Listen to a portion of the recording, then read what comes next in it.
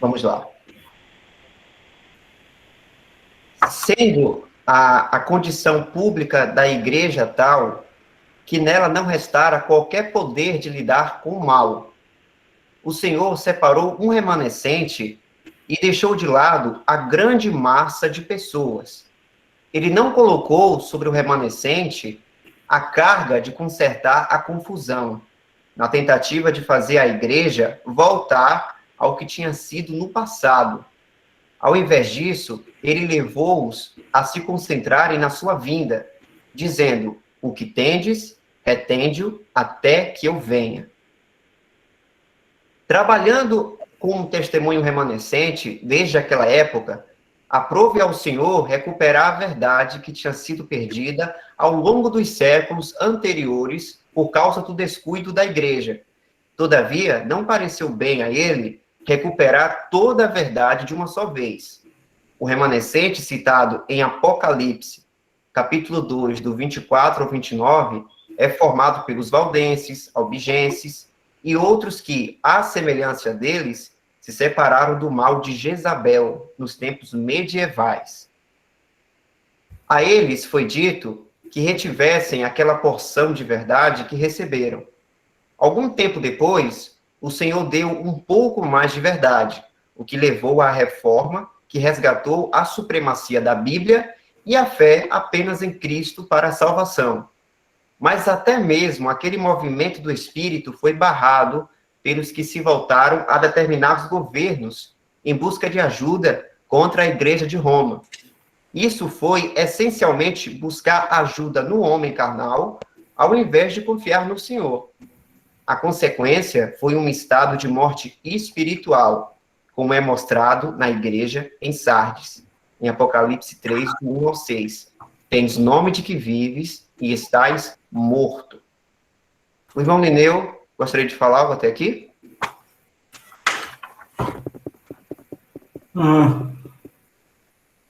No período entre o catolicismo se estabelecer como a religião do mundo e o Papa reinar como um verdadeiro tirano sobre toda a Terra, né? Ele ordenava tudo, que é o período medieval da Igreja, né? Nesse período, o catolicismo, que é, no caso, a Tiatira, né? Ele passou a ser, então, falhou no testemunho, porque eles abraçaram o mundo, e não só isso, agora eles queriam dominar o mundo, entendeu?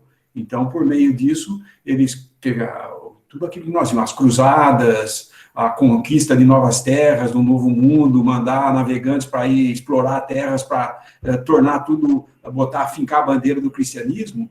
Apesar da intenção de querer disseminar o cristianismo, na realidade, era poder que eles queriam. Era mais poder, tanto que eles não hesitavam em matar, em destruir, como fizeram nas cruzadas. Se hoje existe o islamismo, a culpa é da igreja ter feito esse ato das cruzadas, onde eles chegavam e era uma verdadeira imposição, né? Você é Cristo, então morre. Então, indo para batalhas e tudo mais. Nesse período, deixou de ser o testemunho. Como nós estamos tratando aqui de como Deus trata, quando o testemunho que ele estipulou falha, ele deixa o todo, como nós lemos aí no início, ele fala que ele deixou, não restou poder, que ele separou um remanescente e deixou de lado a massa como um todo, ou seja, todos os que, a cristandade como um todo, ele deixou e tratou apenas com remanescente. E muitos vão perguntar, então, que igreja que existia no período medieval? A Igreja Católica. Mas aquele testemunho que realmente era o testemunho de Deus aqui na Terra, que nunca deixou de ter, sempre teve um testemunho de Deus na Terra, na época das cruzadas, eram alguns pequenos grupos na Europa, em alguns lugares na Holanda, que não se dobraram à Igreja Católica. E ele cita esses dois nomes aqui, pode ser que muitos não sejam familiarizados com esses nomes, valdenses, albigenses, eram lugares onde ali o evangelho, o catolicismo não tinha entrado. E entre eles a gente vê esses dois grupos principais. E outros grupos que tinham também menores, mas de pessoas que não se dobraram ao papado ou ao catolicismo, né? Que é, na realidade, o testemunho que permaneceu durante a era de trevas, que a gente chama, a era de trevas da igreja, porque foi isso até 1500, mais ou menos, quando houve o protesto, que houve assim, a próxima igreja que nós vamos ver, assim, a igreja que ele fala em Apocalipse, né? Ele vai dar esse relatório. Mas eu só quis dizer a respeito desses dois aqui, eram, na realidade, regiões na Europa em que algumas vilas não se dobravam ao papado, inclusive alguns deles morreram como mártir, porque eles iam lá e falavam, vocês não são católicos? Se não for católico, se não declarar que a Igreja Católica é a Santa Mãe, a Santa Igreja, e que o Papa é Cristo aqui na Terra, pagava com a vida, senão era um herege, eles consideravam herege e matavam, entendeu? Assim como eles faziam, invadindo o Oriente Médio, indo lá para o lado destruir, né? Árabes e todos foram perseguidos. Eu digo mais uma vez, por isso nós temos hoje o islamismo. O islamismo é uma resposta ao que o catolicismo fez com essas pessoas que não eram cristãos, né? Isso é um erro grande, nossa falha, não é deles. Não estou falando que a única igreja, a igreja católica, por isso que eu estou saindo dela, porque ela errou nisso. Não, nós estávamos lá errando, porque nós, como um todo, nós éramos a igreja de Deus, e ainda é o cristianismo, todo mundo se identifica com Cristo, está dentro da grande casa. Porém, Deus, quando o testemunho falha e vira uma grande casa, o que era a casa de Deus virou uma grande casa, ele separa um remanescente daqueles que não se dobram a esse mal, se separam do mal e mantém. É isso que ele está tratando aqui. Acho que é só isso. Né? Se tiver alguma dúvida...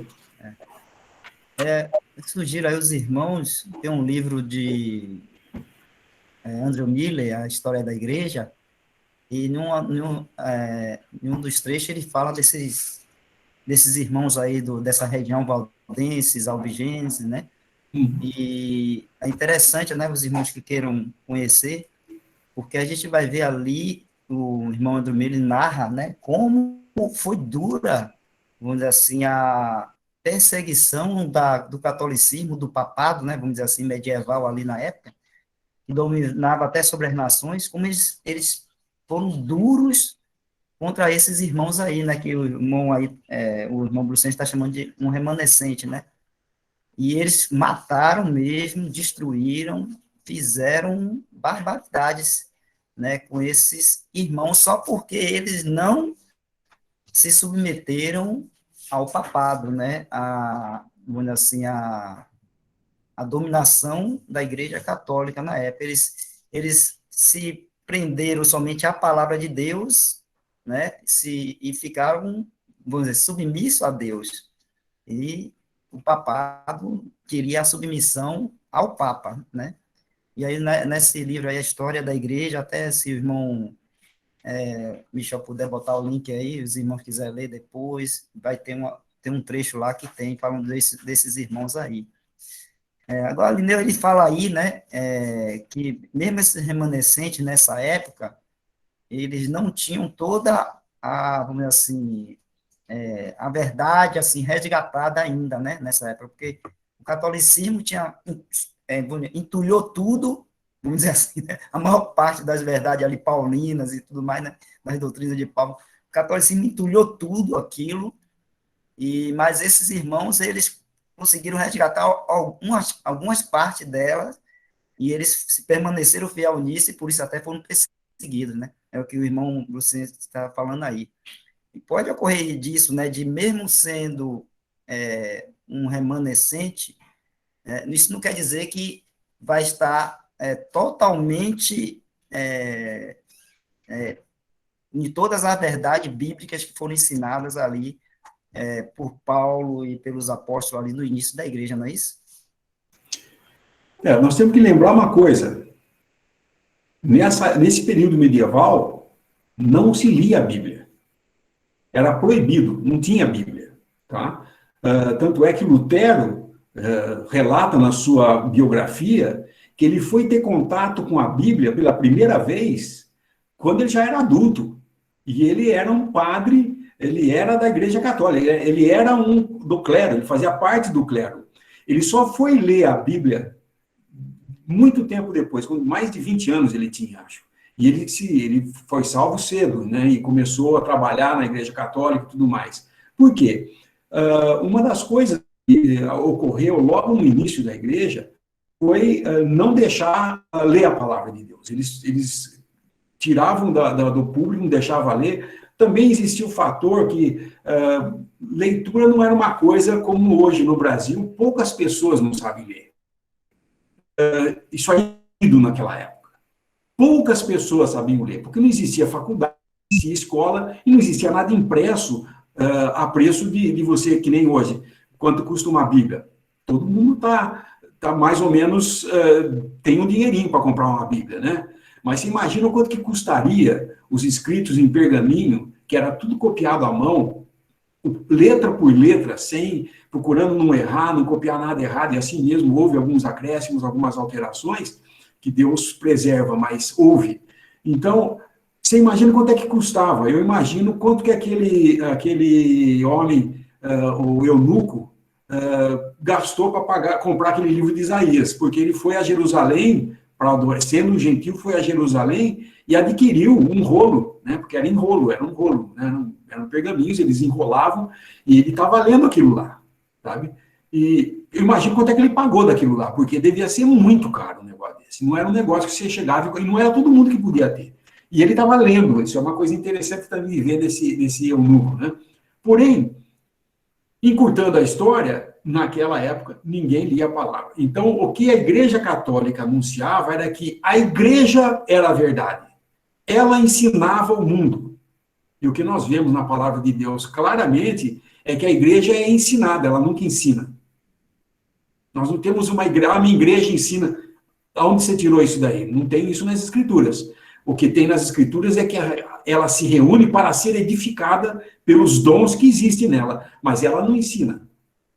O que o clero fez? Ele tomou a posição de que eles são os representantes da igreja e aquilo que eles falavam era a verdade, nada mais que a verdade, senão a verdade. E quem se opusesse a isso era herege e morria. Isso criou esse sistema perverso, porque era um tal de sair a caça às bruxas, e onde tivesse alguém que não falasse que estava sujeito ao Papa, esse estava condenado. Porém, esses que eram remanescentes, que não se dobravam ao Papa, eles tinham um parcial conhecimento da verdade. Como nós temos também, viu? Não pense que porque nós estamos reunidos no nome do Senhor, que nós temos toda a compreensão da verdade. A palavra de Deus fala, todos conhecemos em parte. Ninguém pode se dar o direito de que sabe mais do que os outros, o que é o único que sabe. O que é muito comum hoje na cristandade professa. Aqueles que se intitulam os sabedores de todas as coisas, sabe? Não é assim, não. Nós todos sabemos em parte, e quando nos reunimos em assembleia, é para que cada um traga a sua parte, o seu peixinho, o seu pãozinho, e ele multiplique para todos. Isso que o Senhor faz para nós. Então, não há ninguém que retenha toda a verdade. Porém, quando você quer reter a verdade e, ao mesmo tempo, permanecer em contato com a má doutrina, aí Deus não pode identificar esse testemunho. Ele identifica aquele testemunho que, em sinceridade, naquilo que ele conhece, ele anda, apartado do mal. Esse é o remanescente. Então, nós não podemos nos gloriar, ou sequer pensar que temos alguma coisa a falar, de que se nós estamos reunidos no nome do Senhor, nós somos o remanescente. Nós não somos o remanescente. Nós, sim, nos identificamos como remanescente, mas não podemos pensar que somente nós somos salvos. Seria falar o que Elias falou. Ah, Senhor, mataram todos os seus profetas e ficou só eu. E aí o Senhor mostrou que existia 7 mil que não tinham dobrado o joelho a Baal. Ok? Essa posição nós temos que entender. O remanescente não tem nada de que se gloriar de que está fazendo alguma coisa a mais para Deus. Ele está apenas sendo fiel àquilo que, à luz que Deus dá, e não é todo mundo que tem essa luz. Então ele dá aquele que tem luz, ele guarda, preserva, mas é em fraqueza, porque o testemunho que nós temos é relacionado com Filadélfia. Não quero dizer também que nós somos a Filadélfia. Nós não somos a Filadélfia. Nós vivemos no espírito da Filadélfia, porém, hoje, o estágio em que se encontra a igreja cristã, ou a cristandade, é o período da Laodiceia, tá? Esse período que nós estamos tratando aqui, que é o finalzinho de Tiatira, vai dar entrada agora a Sardes.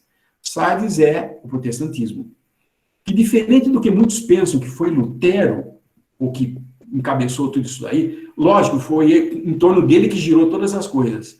Mas, antes dele, tinha um tal de Zwingler, um tal de Hunt, que já estavam falando de salvação pela fé. Por quê? Esses remanescentes, os valdenses, eles tinham uma noção de que não era por obras, mas eles não tinham a doutrina e nem tinham a autoridade da palavra de Deus como autoridade para eles. Eles viviam naquilo que eles tinham luz. Quando a verdade foi parcialmente restaurada, na época, em torno de 1500, através do protestantismo, né, ou desse movimento que começou lá naquela época, então foi restaurado verdades fundamentais que estavam esquecidas. As duas principais, a autoridade da palavra de Deus, em contraste com o catolicismo, falava que a autoridade era o Papa. Inclusive, se o Papa falasse alguma coisa que contradissesse o que estava escrito, a palavra do Papa tinha mais importância do que as Escrituras. Mas, como o povo não lia as Escrituras, não tinha o que comparar, então eles aceitavam toda a baboseira que vinha de lá de cima, entendeu? Eu digo baboseira porque era mesmo, né? Coisas ridículas eles faziam. Ridículas, tá? Se quiserem ler mais sobre essa história, vocês podem ler. Se alguém entende inglês, entra no Collected Writings do Darby, no Stamp Publishing, e ele tem chama 12 diálogos que ele fala a respeito da Igreja Romana. Coisas que vocês não iriam acreditar. Eles tiveram, só para vocês terem uma ideia, eles tiveram um concílio, veja só, um concílio para discutir o seguinte: como a hóstia que eles consagravam na missa era considerada por eles, que aquela hóstia se transformava no corpo de Cristo, aquela hóstia, depois de consagrada na missa, ela era o corpo de Cristo. Ora, se naquele dia nem todas as hóstias fossem consumidas, o que ele ia fazer com aquela hóstia? Então existia um problema. Acontece que na era medieval, o grande problema que eles tinham era dos ratos. Todo o castelo estava cheio de rato, toda a casa era cheia de rato. Então, a igreja também não era diferente, os templos que eles tinham não eram diferentes, né? Eles terminavam, eles guardavam essa hóstia, e aí surgiu a questão: e se essa hóstia, estando guardada lá na sacristia, um rato comer essa hóstia, ele vai para o céu ou não vai? Fizeram um concílio para discutir isso, gente. E a conclusão que chegaram é sim, vai para o céu sim. Então, daquele dia em diante, após aquele concílio, foi dito que não podia mais sobrar hóstia. Toda hóstia que sobrasse, depois de consagrada, o padre tinha que comer, para não sobrar nada. Inclusive, até hoje, a prática é essa. Faz muito tempo que eu não vou na igreja católica, mas era até meu tempo. O sacristão segurava um pratinho de ouro dourado, assim, embaixo da boca, onde ele ia pôr a hóstia. Onde a hóstia passava, tinha que ter o pratinho embaixo.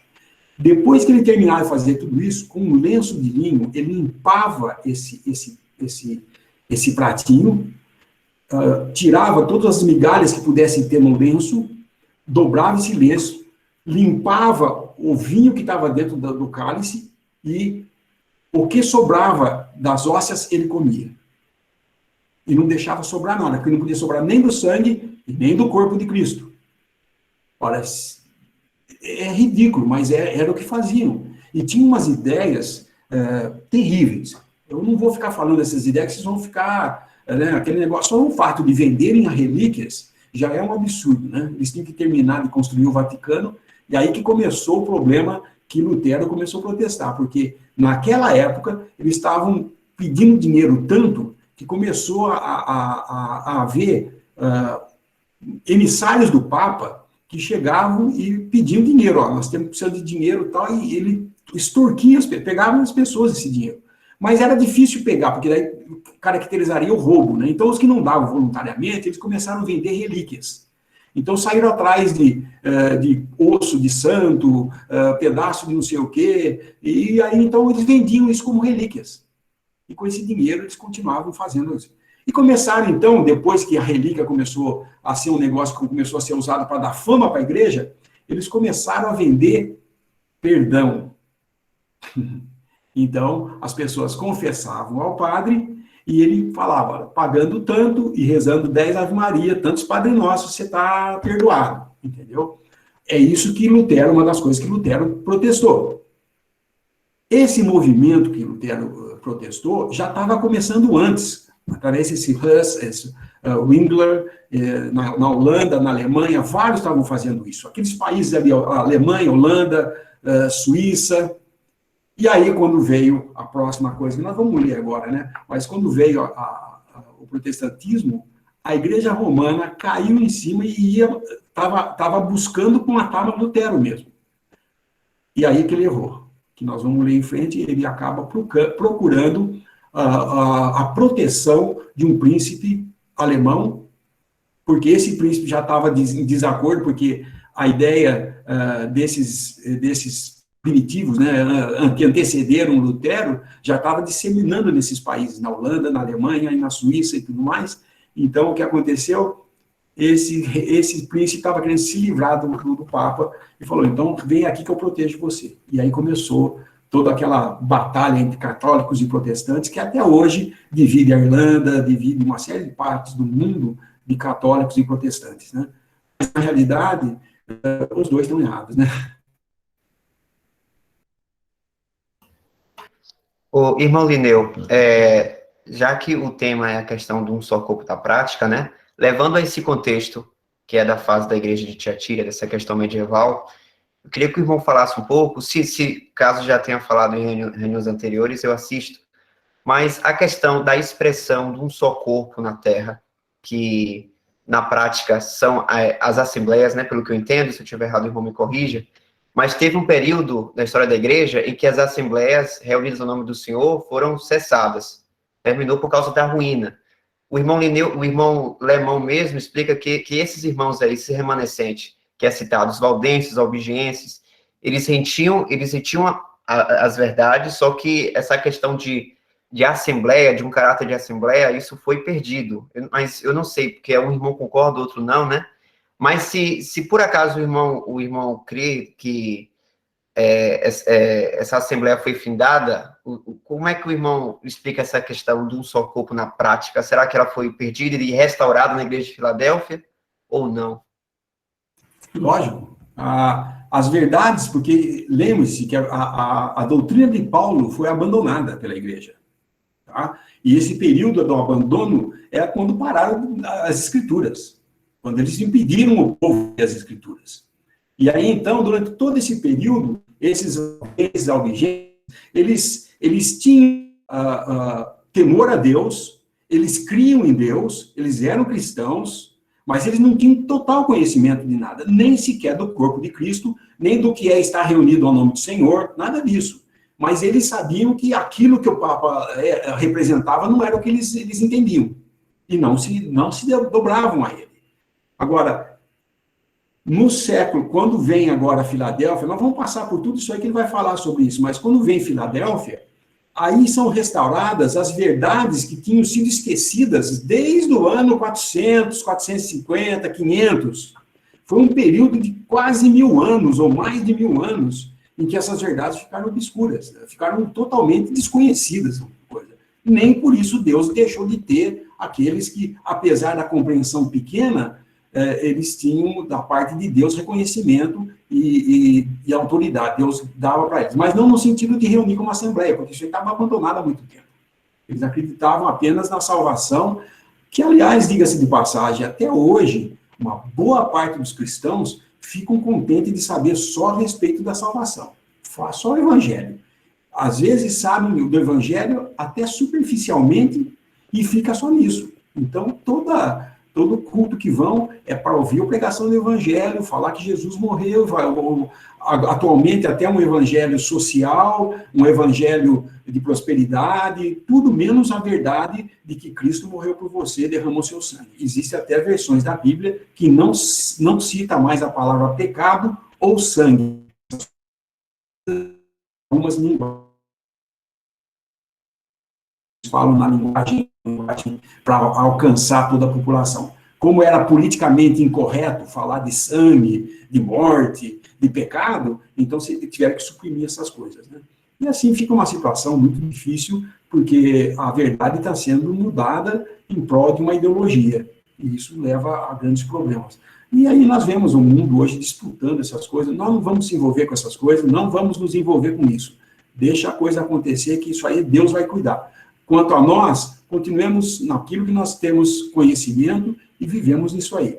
Agora, essa verdade, sim, foi só no início do século XIX que foi restaurada. As principais coisas que foram restauradas. O arrebatamento tinha sido esquecido. Ninguém mais entendia o arrebatamento. Se você pega os escritores de antes de 1800, todos eles misturam, ou a boa parte deles mistura, o milênio, a vinda do Senhor, antes que antecede o milênio, que é a aparição de Cristo, para eles é a mesma coisa do que o arrebatamento. Aliás, 80% da cristandade, pelo menos 80% da cristandade, hoje, ainda acredita assim. Todas aquelas denominações que têm um cunho da teologia do pacto, que é o seguinte: Israel e a igreja são a mesma coisa. A igreja hoje é o Israel de Deus. Ou seja, o Israel foi melhorado e agora é a igreja de Deus. Não, o Israel é uma coisa, a igreja é outra coisa. E eles não vivem juntos, não dá para se juntar. Para juntar o que seria a igreja e o que seria Israel, eles têm que sair de Israel e outro tem que sair dos gentios para formar a igreja. A igreja é uma terceira entidade que Deus criou. Nós sabemos que antes do Senhor Jesus ter falado sobre a igreja, ele fala isso pela primeira vez em Mateus, antes dele falar disso, nunca antes tinha sido falado, no Velho Testamento você não encontra nenhuma vez Deus falando de igreja, ou de que ele iria formar uma igreja. Mas existem profecias que depois que você viu o que aconteceu, você sabe que era aquilo lá. Mas quando o Senhor anunciou isso daí, para eles era totalmente desconhecido, né? Antes disso daí, no Velho Testamento, o povo de Israel tinha entendimento de que existia apenas Israel e os gentios. Israel, o povo de Deus, que não podia se misturar com os gentios. Os gentios era qualquer nação do mundo. Não era só os moabitas, não. Israel era uma nação reconhecida por Deus, e os outros eram outras nações. As outras nações, que são gentios, agora iam ter parte também. Quem entre as nações cresce, era parte da igreja. E entre Israel, quem crê, é agora a igreja. Então, Deus anuncia que existe uma terceira coisa, não seja causa de escândalo, nem para os gentios, nem para os judeus, e nem para a igreja de Deus. Você vê que é distinto os três. A igreja não é Israel, e Israel não é a igreja. Entendeu? Nenhuma dessas. O Senhor Jesus mostra nas Escrituras que são três coisas distintas. Não seja tropeço para Israel, para gentio ou para a igreja de Deus. E nós, como igreja agora, temos a revelação, através do que o Senhor levantou. Ele não criou nada, ele não deu doutrina nova nenhuma, ele só desenterrou aqueles poços que tinham sido tampados pelos filisteus, né? Agora, então, nós não estamos cavando poço novo, nós estamos apenas desentulhando os poços que foram entulhados e mantendo o mesmo nome que os pais tinham colocado nesses poços. Nós não estamos mudando a verdade, nós não podemos mudar os estandartes ou os marcos que os nossos pais puseram, não podemos mudar a Escritura. E não estamos mudando ou criando uma doutrina nova. É apenas restaurando o que vinha do passado, que foi esquecido. Então, foi esquecido toda a doutrina de Paulo, por exemplo, arrebatamento, a mulher não falar na reunião, a voz da mulher não poder ser ouvida em assembleia, o uso de véu, de doutrina, nem tinha totalmente esquecido a parte de Efésios que fala que a nossa cidadania é celestial, não terrena. E assim vai, uma série de coisas que foram restauradas só nesse século. Nesse período de Sardes, as verdades que foram restauradas parcialmente foi a salvação pela fé e a autoridade da palavra de Deus para o crente. Foram as duas verdades que foram foram restauradas. Tanto é que o luteranismo hoje, para mim, eu vejo como a Igreja Católica sem ídolo, porque o resto é tudo igual. Tá? No luteranismo, que foi o que surgiu de Lutero de separado, né? Eles creem que é salvo pela fé e creem na palavra de Deus como a autoridade. Mas fica só aí, porque continua tendo um clero, continua tendo crucifixos não tem ídolo, mas tem um crucifixo, tem uma série de coisas, né?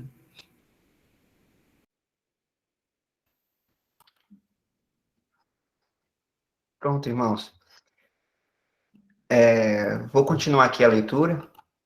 Antes, eu vou ler pelo menos uma das referências que o texto dá, referente à questão que o autor Bruce Enster fala da igreja de Sardes, de confiar, pedir ajuda ao homem carnal ao invés de confiar no Senhor. Em Jeremias 17:5, fala assim: assim diz o Senhor, maldito o homem que confia no homem e faz da carne o seu braço e aparta o seu coração do Senhor. Michel, podemos ler também o Salmo 118, 8 e 9, dessa outra referência? Vamos lá. Salmo 118, 8 e 9. É melhor confiar no Senhor do que confiar no homem.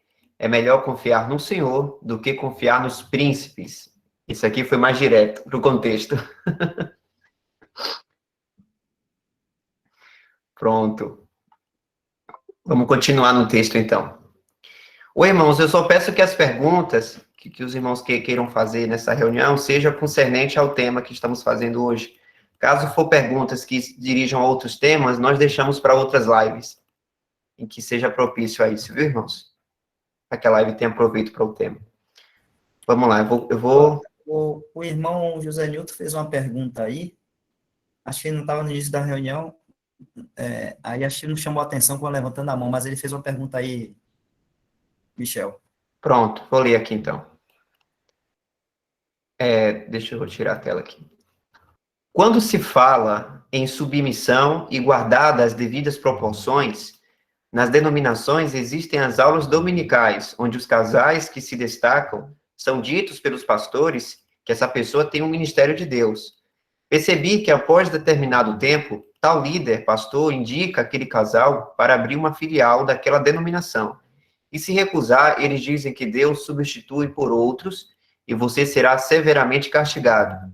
Até onde vai a ação de submissão, vez que existe, de fato, estar subordinado às autoridades? Irmão, subordinação à autoridade, que diz na palavra, é as autoridades estabelecidas por Deus.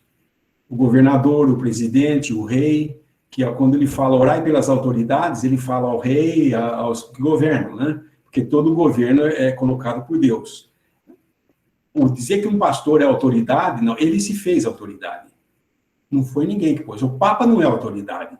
A Igreja Católica colocou ele como autoridade. Porque se eu tiver que obedecer o Papa, eu vou ter que obedecer também o da Igreja Ortodoxa, que também tem um Papa. Eu teria que obedecer também os pastores de todas as denominações. Mas quem colocou ele como pastor? Obedece quem pôs ele como pastor. Mas eu não tenho que obedecer. Assim como eu não teria que obedecer ao presidente dos Estados Unidos, eu obedeço ao presidente do Brasil. Eu obedeço às leis brasileiras, se eu estou no Brasil. Agora, se eu estou nos Estados Unidos, eu tenho que obedecer às leis dos Estados Unidos. Então, de acordo com onde você está, você tem que obedecer se você vai se colocar debaixo dessa autoridade. Agora, quando a palavra de Deus nos diz que nós temos que nos submeter à autoridade, ele está falando a autoridade do seu país, a autoridade da sua pátria, da sua mãe pátria. Onde eu estou? No Brasil? Então, quando eu falo que nós temos que obedecer à autoridade, são essas autoridades, a polícia, ao delegado, ao prefeito, e assim por diante, né? Seriam essas autoridades. Você fala para mim, mano, eu vou ter que obedecer esse tipo de pessoas que hoje está tão decaído a estima deles, não me interessa. Nós não vamos discutir política e nem vamos entrar nesse assunto, porque não é, nossa cidadania não é daqui. Mas como cristão no mundo, nós não somos do mundo, porém, nós devemos obedecer às autoridades, porque elas são instituídas por Deus. Essas autoridades instituídas por Deus são as autoridades no sentido de governo aqui na Terra. Mas um pastor que faz isso aqui, então eu vou dizer mais uma para vocês, Zé Nilton. Eu ouvi isso da boca de um que esteve numa denominação dessa. E aconteceu na frente dele. Um pastor falou para um casal, olha, vocês não são o casal que Deus queria que fosse. Deus não uniu vocês. Vocês devem separar, porque você não é o príncipe, ela não é sua princesa. Fez eles se separarem, ele arrumou uma princesa, falou, essa é uma princesa. Aí ele casou com essa outra, e adivinha com quem que esse pastor casou? Com a outra. Com a moça que ele fez separar do seu marido. Isso, para mim, é coisa do diabo, não é de Deus. Não pode ser de Deus. Porque a palavra de Deus está sendo afrontada fazendo um negócio desse. Por que autoridade ele tem de dividir uma coisa que Deus uniu? A palavra de Deus é clara. O que Deus uniu, não separe o homem. Como que um pastor, na posição de dizendo se é autoridade, manda de separar um casal para ele poder casar com a mulher que ele estava de olho nela? Então, se você vê um negócio dessa denominação, se você continua lá, você deve se submeter a ele, sim. Mas se você não está lá, você não quer nem saber o que eles fazem. É Deus que vai julgar eles, não eu. Eu não vou falar o que esse daqui vai fazer, nem vou falar qual é a condenação para esse pastor que fez esse casal se separar, para ele poder ficar com a outra, entendeu? E Deus vai cuidar desses. Seria melhor que eles prendessem uma pedra de mão no pescoço e se atirassem no mar, de fazer esses pequenos tropeçarem. Isso que a palavra nos diz. Mas não sou eu que amarro pedra de mão no pescoço de ninguém. Deus cuida disso. Nós não temos que nos preocupar com o que fazem na cristandade, apenas eu tenho que me apartar do mal para estar reunido com aqueles, não é estar reunidos no sentido de estar com os homens, mas com aqueles que, com o coração puro, invocam o nome do Senhor. Isolamento não funciona. Aí eu posso estar totalmente desacreditado, não acreditar mais nas denominações, achar que está tudo errado, tudo bem. Mas isso não é autorização que Deus dá para nós ficarmos isolados e sozinhos, porque ele fala, apartai-vos do mal e vá buscar estar com aqueles que, com o coração puro, invocam o nome do Senhor. Ele vai tratar isso mais à frente nesse livro também. Mas essa pergunta, eu não tenho que obedecer, aliás, eu não tinha que estar lá dentro, né? Eu não tinha que estar lá embaixo da autoridade dele, porque a nossa autoridade, quando estamos reunidos, quem que é? O Espírito Santo. É Cristo no nosso meio. Porque a promessa não é onde 2 ou 3 estiverem reunidos ao meu nome, o meu pastor estará lá, que eu colocarei como autoridade. Não é isso que ele fala. Ele fala, onde 2 ou 3 estiverem reunidos ao meu nome, ali estou eu no meio deles. Então é Cristo a autoridade. A nossa autoridade em reunião é Cristo e por meio do Espírito Santo. Agora você pode perguntar, então, quer dizer que quando nós estamos reunidos ao nome do Senhor, não há falhas, ninguém fala na carne? Falha, pode falar na carne, mas um fala e os outros julguem, diz a palavra. E aí, então, a gente vai aprendendo a estar submisso à vontade de Deus. E nós temos mais um fator, além do Espírito Santo, que nos guia e nos mostra quando erramos, temos a palavra de Deus. Nós temos que comparar coisas espirituais com espirituais. Aquilo que o irmão ensina tem que ter base na palavra. Se eu começar a ensinar um negócio para vocês aqui que não tem base na palavra de Deus, eu não devia estar ensinando. Então, eu posso ser corrigido. Eu estou sujeito a ser corrigido. Se alguém viu alguma coisa que eu falei de errado e me corrige, eu falo, realmente, irmãos, eu errei nesse ponto. Porque todos nós erramos em muitas coisas, não diz a palavra? O problema não é errar. O problema é não querer aceitar que errou e querer impor o seu erro dizendo que é verdade.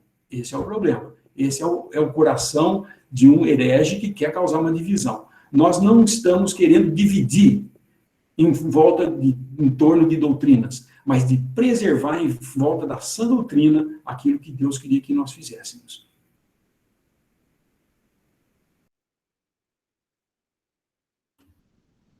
Ótimo, irmãos. Eu vou continuar, então, a leitura do texto, no próximo parágrafo.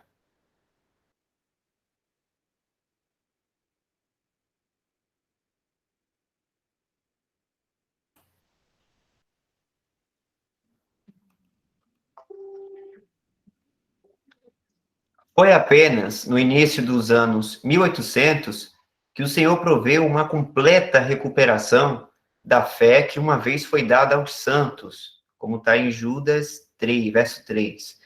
Nessa ocasião, Deus estabeleceu um testemunho conjunto da verdade de um só corpo.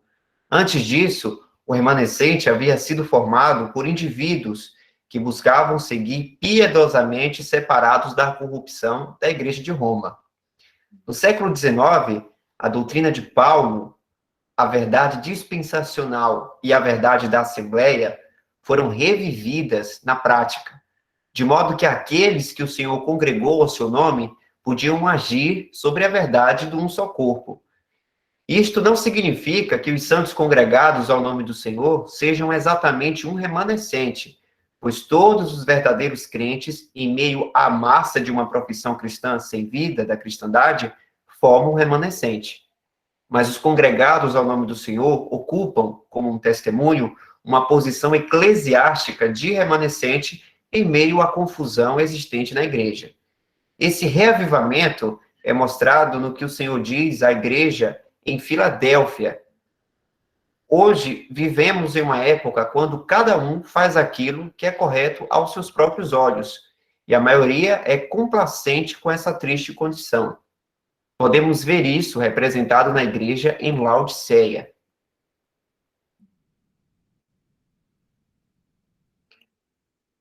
Irmãos, vamos ler aqui a passagem que eu acho que pode ser interessante, né? Esse revivamento é mostrado no que o Senhor diz à igreja em Filadélfia, Apocalipse 3, do 7 ao 13. Vou abrir aqui.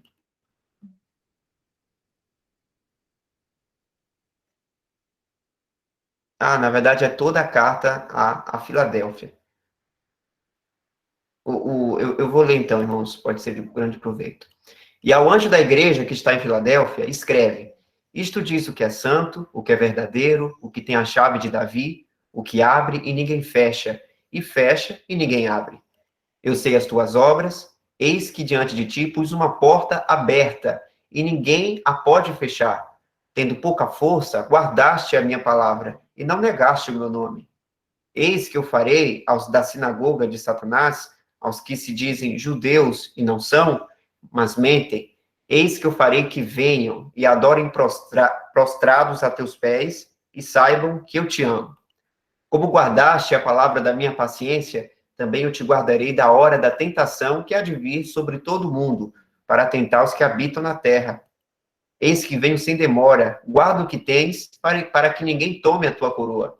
A quem vencer, eu farei coluna no templo do meu Deus, e dele nunca sairá, e escreverei sobre ele o nome do meu Deus, e o nome da cidade do meu Deus, a nova Jerusalém, que desce do céu, do meu Deus, e também o meu novo nome.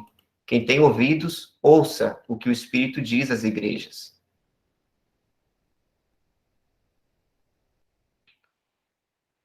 Irmão Lineu, quer fazer algum comentário? Não, acho que se tiver alguma dúvida, mas acho que está claro o texto, né? Eu tinha falado muito já do que tinha falado, eu já tinha adiantado um pouco. Sim, Bruce Chester confirmou a sua fala. Irmãos, durante a leitura, lembre, qualquer pergunta pode colocar no chat ou levantar a mão, viu? Vou continuar o texto, então, aqui.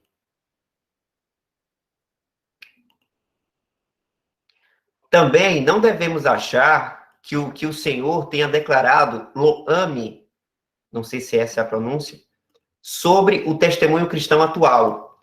Eu acredito que Lo-Ami significa não meu povo. Ele irá fazer isso algum dia quando, por assim dizer, vomitar a coisa toda de sua boca em sua vinda, em Apocalipse 3,16.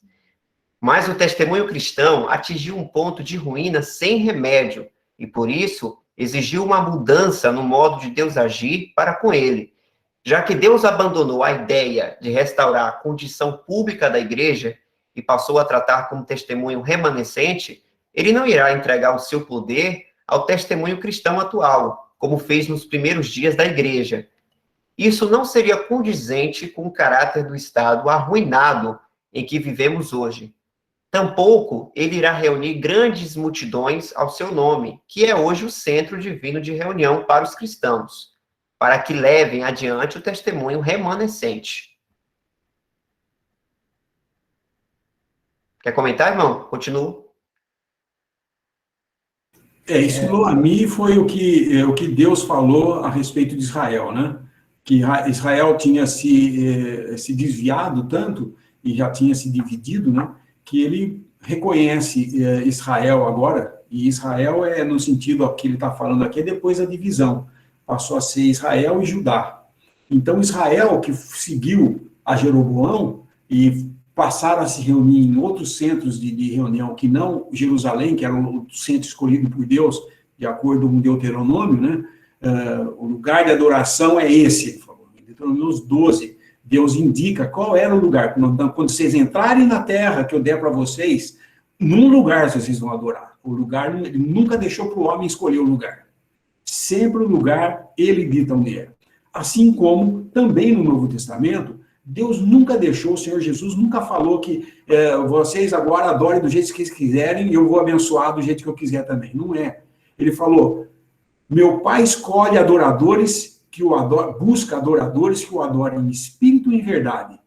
Isso é diferente de Israel, ou do povo de Israel, né? De todo o povo, não dividido, mas de Judá e Israel. É diferente do que ele tinha estipulado para o povo de Israel, de que ele daria um lugar de adoração, mas eles iam adorar lá em verdade, mas não em espírito. Não era em espírito porque eles não tinham aproximação de Deus. Eles tinham necessidade de um sacerdote como intercessor, intermediário. Eles não podiam entrar lá no templo e levar o seu sacrifício no Santos dos Santos e confessar seus pecados direto a Deus. Eles tinham que ter o sacerdote fazendo isso por eles, e o sacerdote, por sua vez, para fazer isso, ele tinha que primeiro fazer um sacrifício pelos seus próprios pecados, depois pelo do povo, e aí entrar na presença de Deus uma vez por ano. O Senhor Jesus, quando anuncia que o Pai buscava adoradores que o adorem em espírito e verdade, ele estava dizendo da igreja, porque a mulher samaritana questiona, fala, escuta, nossos pais falam que é nesse monte, e vocês, judeus, falam que é nesse monte aqui em Jerusalém. Ele falou, pois eu digo que nem nesse, nem em Jerusalém, mas aqui, o Pai escolhe agora um lugar onde ele quer adoradores que o adorem em espírito e verdade. Ou seja, o cristão é o único que pode adorar na verdade, porque nós temos a palavra de Deus, que é a verdade, e em espírito, porque nós temos acesso à presença de Deus, por meio da obra de Cristo. Hoje nós temos livre acesso, sem mediadores. Só temos um mediador entre Deus e os homens, Jesus Cristo, o homem. Por isso que nós podemos chegar na presença de Deus, que em Hebreus fala, entremos com ousadia. Como que nós entramos com ousadia?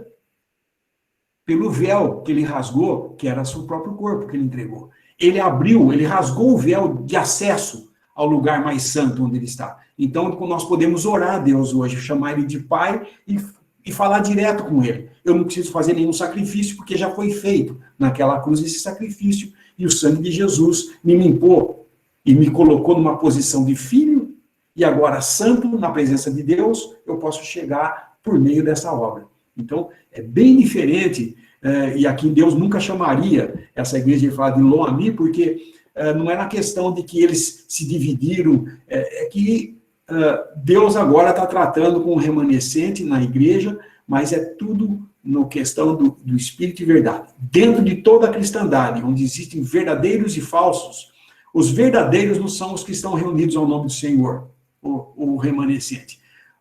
Os verdadeiros são todos aqueles que creem que Jesus morreu por eles na cruz e podem estar no meio dessas denominações ou por ignorância, ou por desconhecer a verdade, ou por estar sendo enganados. Mas isso daí não cabe a nós, é Deus quem cuida disso.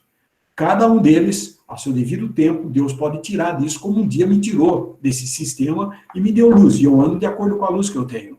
Agora, eu não posso falar que todo mundo tem que ter essa luz e que só vai ser cristão quem está comigo. Não, eu não posso falar isso. Mas eu sei o seguinte, a palavra de Deus nos autoriza a fazer isso. Aparte da iniquidade todo aquele que professa o nome do Senhor. E segue a justiça, a fé e assim por diante. Nós vamos passar por essa passagem, acho que o Bruce fala aqui sobre isso aí, nesse livro também. Irmão Michel, bote o texto aí de volta aí, Tem um trecho aí interessante que eu queria comentar aí para os irmãos também poderem ajudar. Quando o irmão escreve aqui, ele não irá entregar o seu poder ao testemunho cristão atual, como fez nos primeiros dias da igreja, né? Destacar esse trechinho aí, né? Eu estava pensando aqui, pelo que eu estou entendendo aí que o irmão Bruce está falando, né? Que o Senhor não irá entregar o seu poder a esse testemunho cristão atual que está arruinado, né? Um testemunho arruinado, porque, e aí ele fala como fez nos primeiros dias da igreja, porque a gente lembra que nos primeiros dias da igreja houve, né, milagres, sinais, muitos sinais e maravilhas, até mesmo para poder mostrar ali aos judeus, né, que o Senhor não estava mais tratando com eles, e sim com a igreja. Por isso há os sinais, os milagres, línguas, aquelas coisas todas, as curas e tudo mais. Muito, no início da igreja lá, foi uma coisa bem, vamos dizer assim, evidente, bem forte, bem característica. E aí eu estou lembrando que quando eu era jovem, lá na denominação onde eu estava, tinha um jovem que, em uma das escolas dominical, questionava por que nas igrejas atual, principalmente na denominação que eu estava, né, não tinha aquelas mesmas coisas que tinha lá no início da igreja, né? Com aquele negócio de cura, aquelas coisas todas, os milagres, e todo mundo ficava assim. E esse jovem, né, claro, que eu estou falando dele porque todo cristão aí nesse testemunho tem feito isso, né? Sai à procura dessas coisas, né? Sai à procura desses sinais, milagres, curas e maravilhas, e eles vão porque acham que onde eles encontrar isso é porque Deus está agindo ali, é o poder de Deus. E pelo que eu estou entendendo aqui, né, e que o irmão Bruce está destacando aí, é que não há isso mais hoje no testemunho cristão atual. Não existe mais essas coisas. Deus estaria, se tivesse atuando dessa forma, né, Deus, o Senhor Jesus, estaria, vamos dizer assim, dando um selo de aprovação a esse testemunho que está arruinado, né? Ele estaria dando um selo de aprovação a isso. Aí, por isso que o irmão Bruce Enser fala aí que Deus, ele não vai entregar o seu poder ao testemunho cristão atual, né? Então, isso é importante a gente estar atento, porque às vezes a gente vem de denominação ou de algum sistema religioso que se utilizava muito dessas coisas, e a gente pode trazer assim aquele resquício ainda de buscar essas coisas milagrosas, essas coisas sobrenaturais, né? Revelações e outras coisas mais, né? Revelações assim que não estão na palavra de Deus, vamos dizer assim. E fica muito à procura disso e perde o foco de que hoje o que nós temos é o Senhor Jesus, somente Ele, é o Senhor Jesus, né? Ele é a quem a gente tem que buscar e procurar, e não vai ter negócio de milagre, de cura, dessas coisas não, porque isso é por fé, né? E a fé não precisa de um sinal, não precisa de um milagre para poder crer nessa pessoa, para poder descansar nela, confiar no Senhor Jesus. A gente não precisa de nada disso e nem de um arrepio, né, uma emoção mais forte, para poder entender que o Espírito Santo está falando. Não, a gente tem lido a palavra de Deus aqui, né, é a palavra. Acabou. Não precisa porque eu li, eu me arrepiei, ou me emocionei, aí tá, então Deus está falando. Não. Eu leio, não tenho esse sentimento, vamos dizer assim, de arrepio ou de êxtase, alguma coisa, mas creio por fé que é Deus falando conosco, né, através da sua palavra. Só isso aí, gente.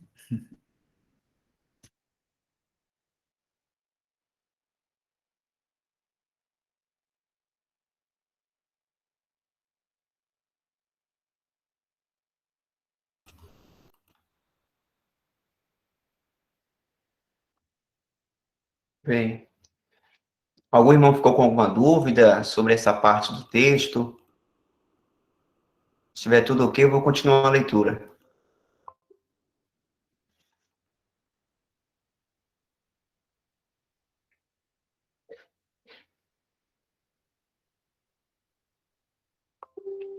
Vou continuar, irmãos. Do mesmo modo, como ocorreu com Israel, a fim de manter um testemunho remanescente, hoje voltado para a verdade de um só corpo, o Senhor não precisa ter cada cristão do mundo congregado ao seu nome, ainda que este fosse o seu desejo para todos. O próprio significado da palavra remanescente implica que nem todos estão ali. Em sua divina prerrogativa e graça, ele está buscando um aqui, outro ali, e os reunindo ao seu nome, a fim de que esse testemunho remanescente possa seguir adiante. A manutenção desse testemunho é uma obra soberana. É o que vemos no que o Senhor diz a Filadélfia. Isto diz o que é santo, o que é verdadeiro, o que tem a chave de Davi, o que abre e ninguém fecha, e fecha e ninguém abre. Apocalipse 3, verso 7. Nenhum homem ou demônio pode impedir sua continuidade, embora possa parecer que esse testemunho seja levado em frente em meio a muita fraqueza e debilidade, por causa do estado daqueles que estão associados a ele. Por mais fraco que seja um testemunho assim, o Senhor não precisa de nenhum dos que ele tem congregado. Eles ouvem o que o Espírito diz às igrejas, por ter sido ele quem lhes abriu os ouvidos. Provérbios 20, 12. Se estivermos congregados assim, nada teremos de que nos gloriar, pois foi somente a sua graça que nos garantiu tal privilégio. Louvado seja o seu nome. Se aqueles que ele tem congregado ao seu nome forem um testemunho, nada mais serão do que um testemunho do fato de que existe uma ruína sem remédio no testemunho cristão. Certamente, isto não é algo de que alguém irá querer se orgulhar.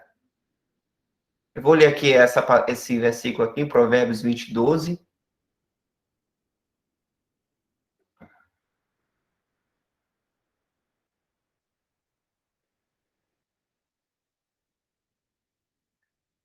O ouvido que ouve e o olho que vê, o Senhor os fez a ambos.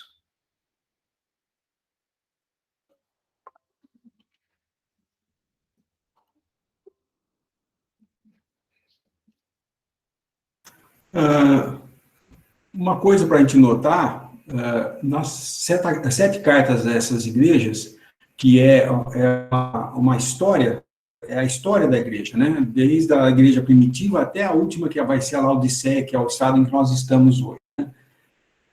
São 7 igrejas. Fisicamente, existiram.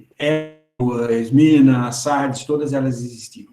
Mas cada uma delas, com a característica que tem aqui, é um período da igreja. Isso a gente vê, não vamos entrar em detalhes, eu acho que quando estudar o livro do Apocalipse, vocês vão ver isso daí.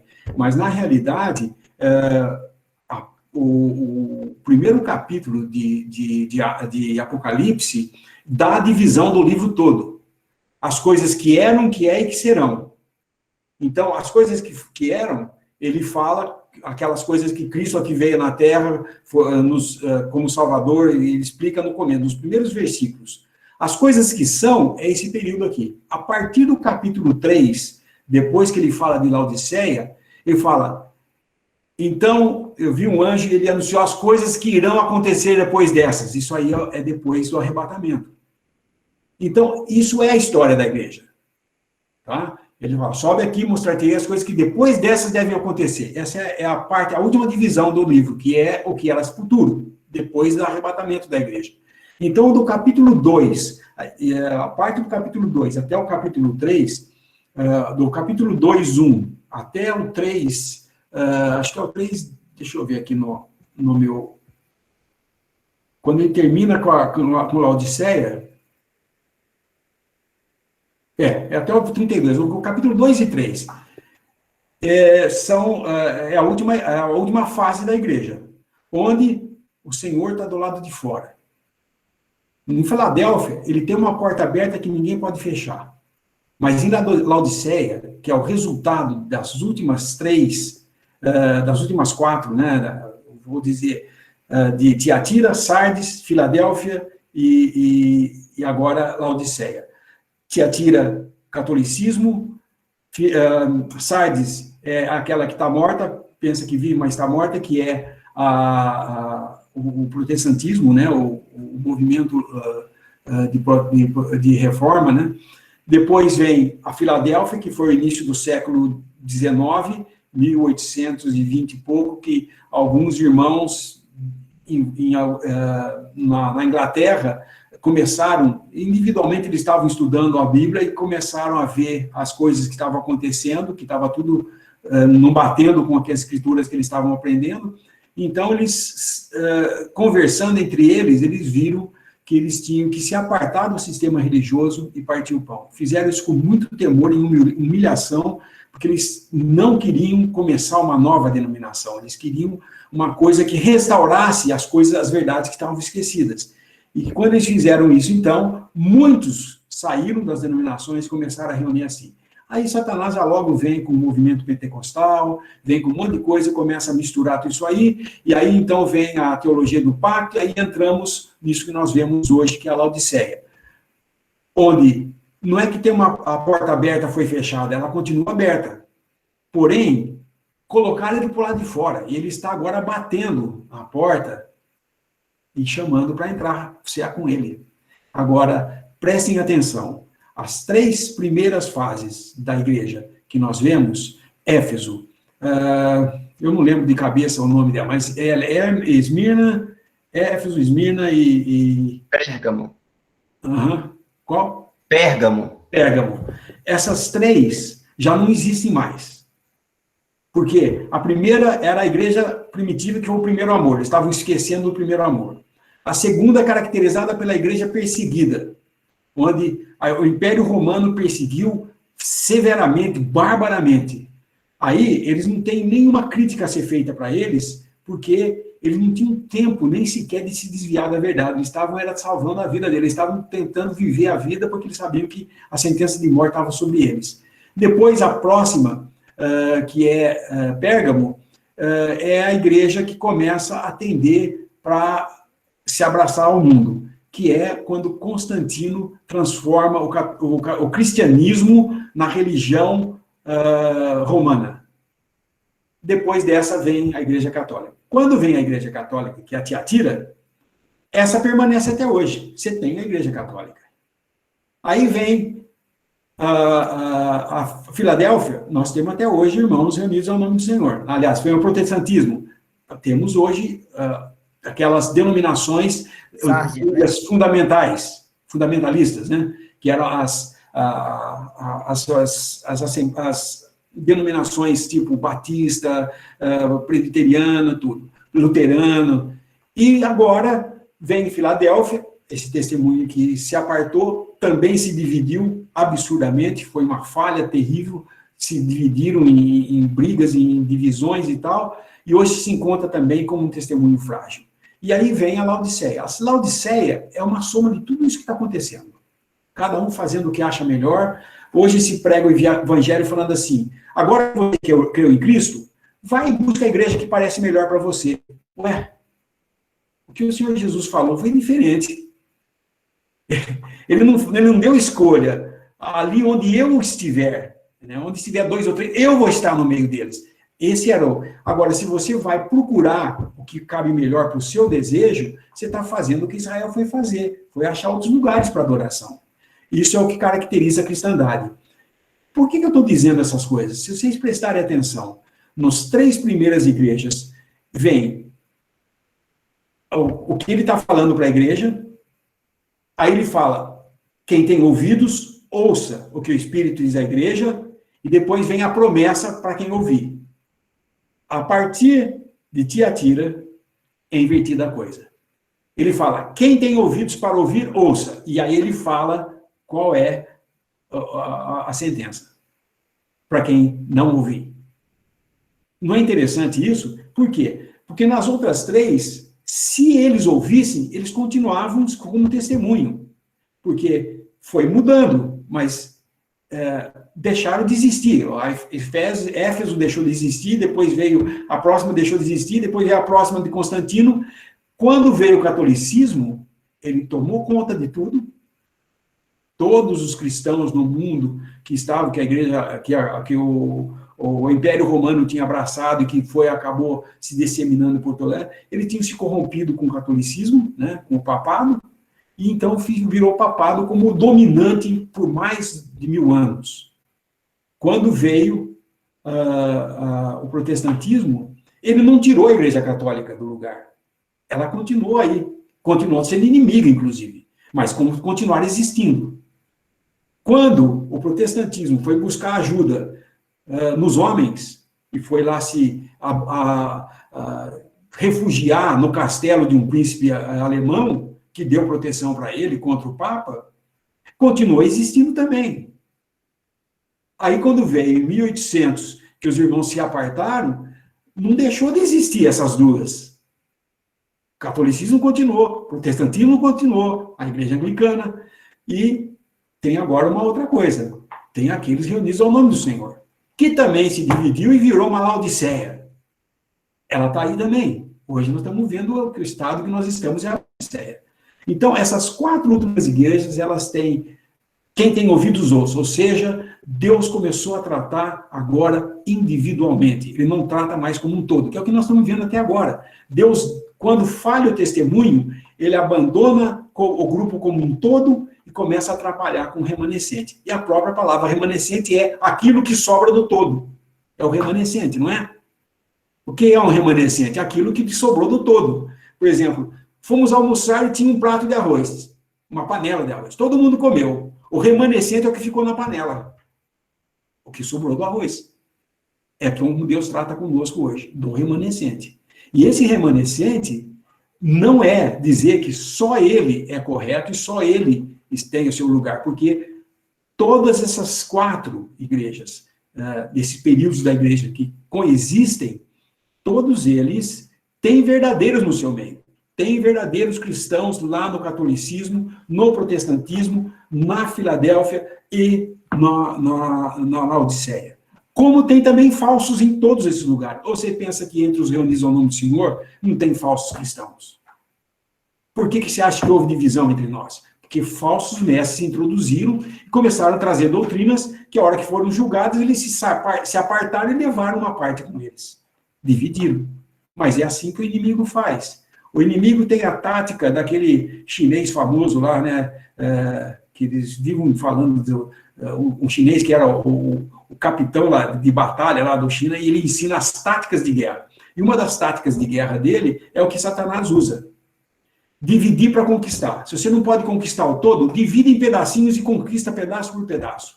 É isso que Satanás faz com a igreja. Desde o começo. Divisão. Por que eu estou falando que faz?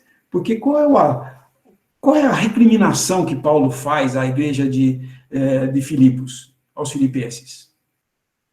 Eles estavam bem, não estavam? Ele fala, elogia, agradece eles porque eles deram demonstração de amor. Mas eles tinham um problema, tinha 2 irmãs que não pensavam igual.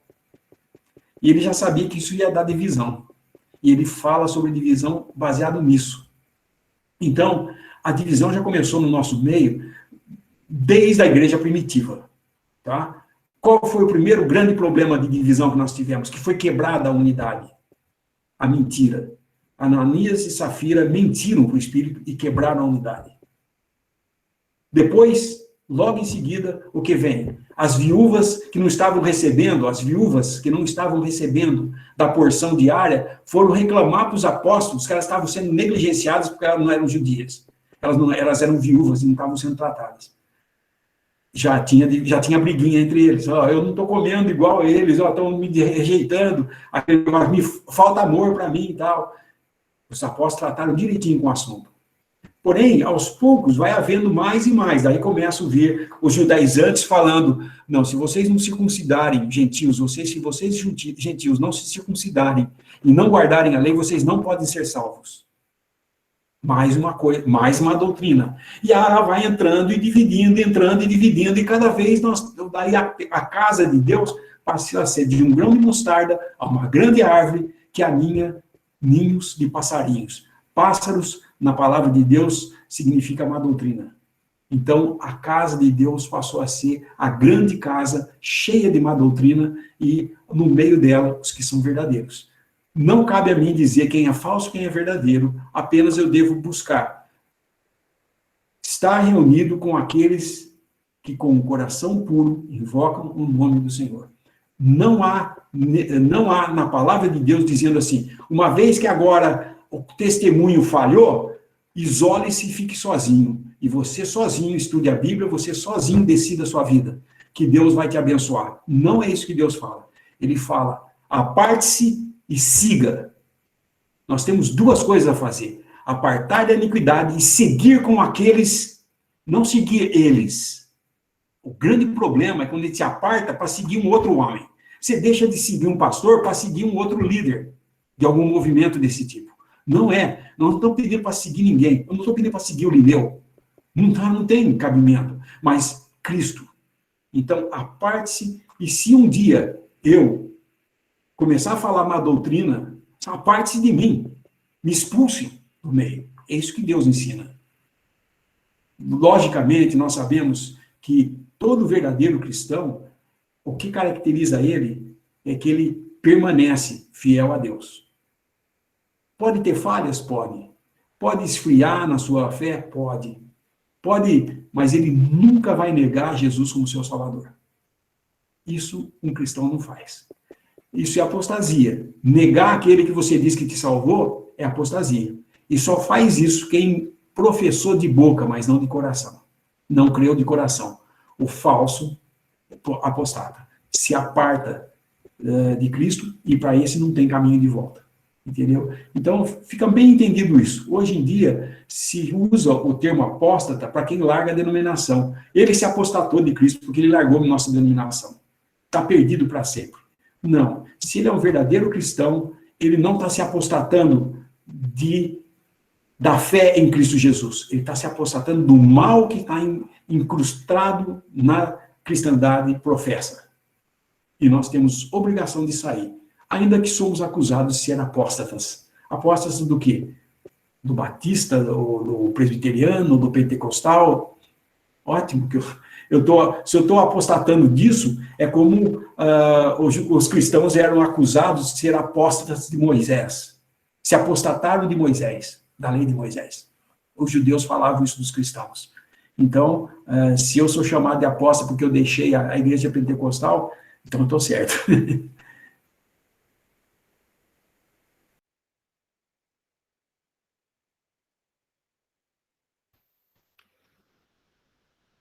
Bom, irmãos, para finalizar esse capítulo, só falta um parágrafo. Como estamos no horário ainda, eu vou continuar a leitura, então, para finalizar essa parte. Deixa eu compartilhar.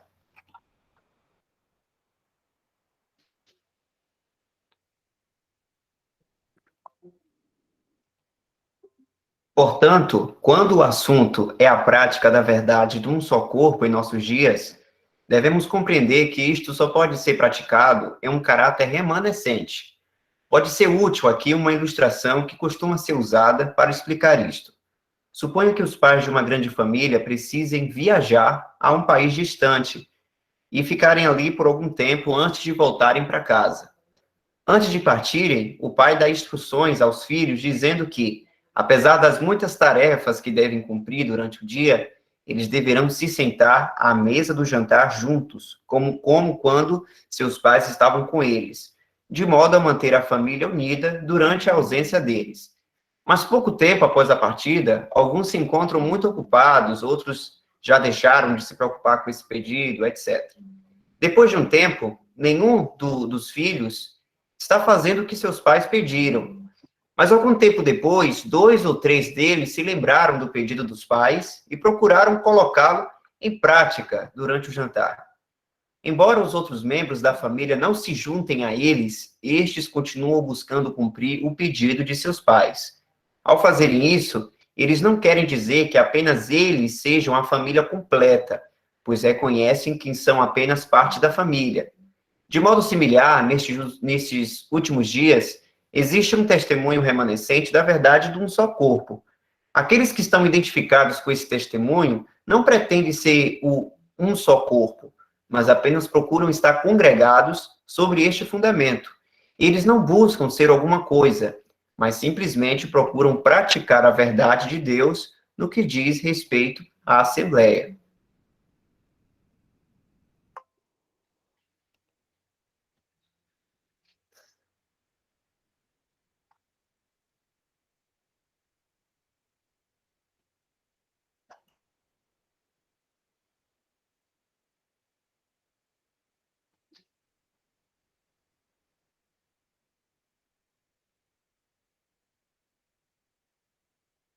E aí, irmãos, conseguiram entender todos os pontos? Alguma dúvida?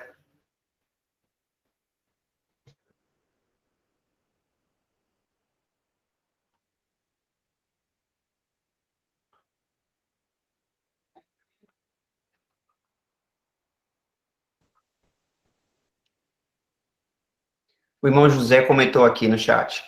Princípio da guerra. Quando você não é suficiente para vencer o inimigo, alice a ele. Ganhe sua confiança, conheça sua fraqueza, depois amarre os pés e corte-lhe a cabeça. Satanás usa isso.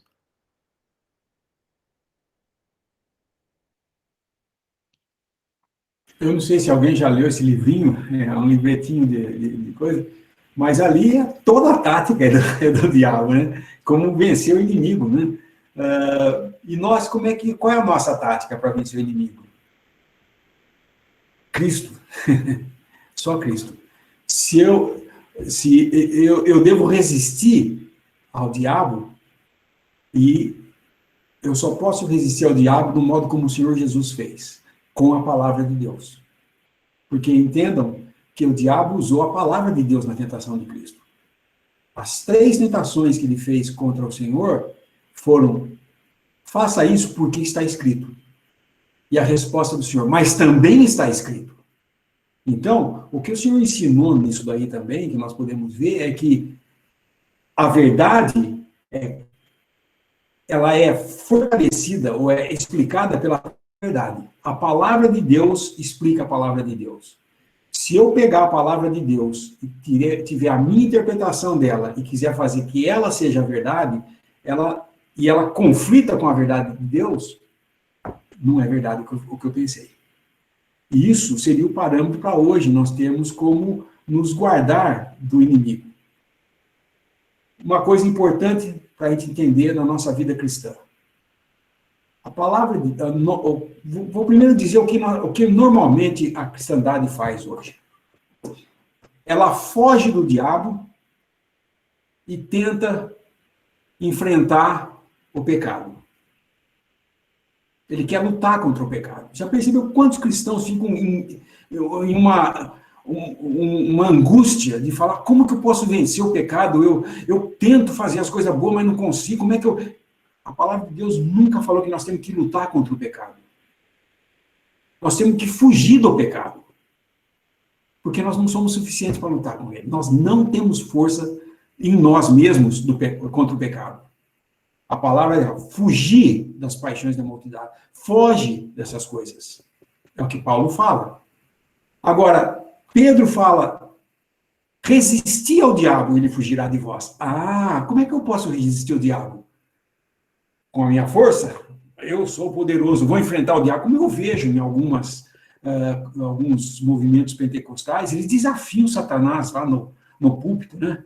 Vem agora, Satanás, vamos expulsar você. E daí aquela tramóia toda que fazem lá, cheia, aquelas gritaria, impõe a mão, tem convulsão e tudo mais. Isso é showzinho. Porque, na verdade, nós não somos chamados a enfrentar o pecado desse jeito. Nós devemos resistir ao diabo e não brigar com ele. Resistir no sentido de: a palavra de Deus é suficiente para mim. O diabo vem me atacar, a palavra de Deus aqui. Ele vem me atacar, inclusive, com a palavra, como ele fez com o Senhor. Qual a minha resposta? Resisto a ele. Não, mas também está escrito isso aqui, olha. Como que pode ser verdade isso que você está falando? Exemplo. Como foi que Satanás enganou Eva? Foi assim que Deus disse? Porque ele sabe que o dia que você comer daquele fruto, você vai conhecer o bem e o mal, como ele. Você vai ser como ele, conhecedor do bem e do mal. Era mentira isso? Não, não era mentira. Porque o dia que ela comesse daquele fruto, realmente, ela ia conhecer o bem e o mal, como aconteceu. Só que Satanás ocultou o resto no negócio. Deus conhece o bem e o mal, e ele é todo bem. E ele não é dominado pelo mal, porque ele é santo. Ele é perfeito. Nós, como criaturas, quando passamos a conhecer o bem e o mal, preferimos o mal e não conseguimos fazer o bem, porque em nós não tem esse poder. Porque tudo isso emana de Deus. E uma vez que eu me entreguei a conhecer o bem e o mal, eu vou preferir o mal. E foi isso que foi um engano. Satanás enganou com a palavra de Deus. Não, ele falou isso? Então, mas ele sabe que o dia que... Ele não negou a um, pode comer porque eu estou mandando. Não, ele falou assim, é que ele sabe, ele quis dizer para Eva, Deus está ocultando coisa de vocês. Ele está falando para você não comer esse fruto, porque ele sabe que se comer vai ser igual a ele. Era isso? Não. Ele sabia muito bem, porque qual a primeira ação de Deus, depois de ir atrás de Adão e Eva? Colocar um anjo, colocar eles fora do jardim e colocar um anjo guardando. Por quê? Porque se eles, depois de comer o fruto do conhecimento do bem e do mal, eles tomassem do fruto da vida, eles iam viver eternamente em pecado. Ele cerra esse caminho para o homem e não abre para ele, põe um anjo com uma espada flamejante lá para que ele não entre mais. Até que Cristo pudesse vir, corrigir esse problema, e então agora nos introduzir a presença de Deus, já justificados pela obra que ele fez por nós. Isso é maravilhoso. Isso é o que Deus fez por nós, gente. Não é o que nós fizemos por ele. Porque a lei dizia, não faça isso, não faça aquilo, a gente fazia. Mas a graça diz, eu já fiz por vocês, aceite. Eu já fiz o bem por vocês, aceite. Creia em Jesus e você será salvo, tu e a tua casa, diz a palavra. Crê e é salvo. A segurança de salvação nossa não depende de nós, depende do que Cristo fez por nós e da nossa fé na palavra de Deus. E a palavra de Deus é o nosso parâmetro de verdade, é o que nós devemos ter para enfrentar ou para resistir ao diabo. Resistir ao diabo, ele fugirá de vós. Como que eu vou resistir? Com a palavra de Deus.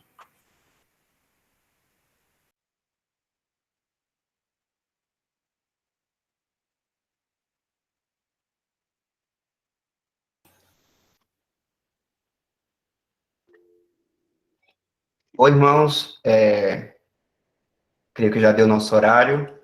Quero agradecer ao irmão Lineu pela presença, pelas palavras, graças ao Senhor, os irmãos também aqui presentes. Me perdoe aí qualquer coisa, viu? Porque é a primeira vez que eu estou nas coisas aqui. Eu peço para... Irmãos, todo mundo entendeu? Tá tudo tranquilo? Eu entendi.